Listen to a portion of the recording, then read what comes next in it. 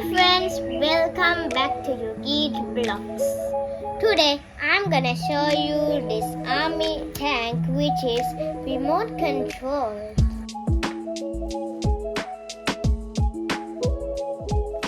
A building block man just has to press a button or a voice control. Here is the antenna to communicate with the army tank. Here is the antenna for the army tank.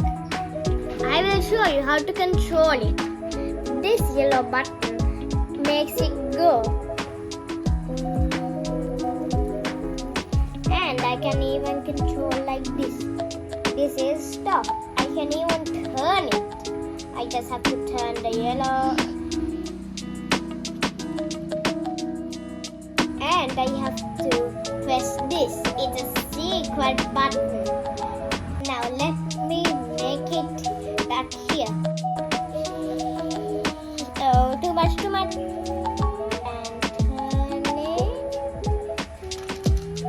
And let me make this go up. And unlike army tanks I built, this has 3 gears.